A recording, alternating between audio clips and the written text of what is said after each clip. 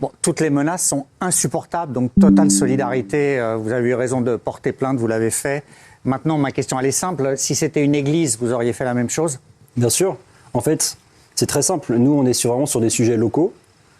S'il y avait un projet d'église avec de l'opacité et un risque d'extrémisme, on se serait mobilisé de la même façon. Là, c'était au sujet d'un mec qui a reçu plein de menaces de mort, qui a dû quitter son village. Et le truc, c'est apparemment, il a la tête, où il a créé un peu une organisation, comme une sorte de comité de ville, ou de village, où les gens se réunissent, ou font pression, ou en tout cas, voilà, font entendre leur voix pour dire oui ou pour dire non à tout ce qui se passe dans la ville. Et donc là, il y avait un projet de création de mosquée dans la ville. Bien sûr, ils ont dénoncé ça, parce qu'apparemment, c'était opaque, comme il dit.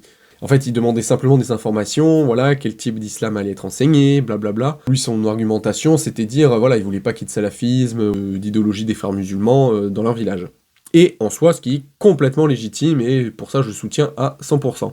Le truc, c'est que là, du coup, dans l'extrait, il y a Gilles Verdez, donc qui est musulman, qui lui pose la question, est-ce que si c'était une église, vous auriez fait pareil? Mais tellement con, putain. Et c'est bien parce que le gars, il sait très bien qu'il peut pas répondre premier degré, parce que sinon il va se faire bâcher par les abrutis sur les réseaux sociaux, et par Gilles Verdez. C'est qu'en fait, là, il utilise l'excuse en disant, bah oui, même si c'est une église, on aurait fait pareil, si le projet de l'église aurait été opaque. Parce qu'il garde, en fait, lui, le seule légitimité, c'est dire, c'est l'opacité du projet. Parce qu'en gros, dans son argument, c'était dire, oui, s'il y avait une mosquée, mais que tout était clair, on aurait accepté. Bon, ça, faut voir, mais bon, peut-être que oui. Mais en tout cas, donner l'exemple de l'église, mais c'est un niveau de wokisme tellement effarant. Genre, on a des problèmes avec le christianisme. Genre, en France, il y a une montée de l'extrémisme chrétien. Genre, il y a des attentats chrétiens. Non, mais c'est d'une débilité. C'est infect. Putain, moi, j'aurais répondu premier degré, mais vous êtes con, Gilles Verdez.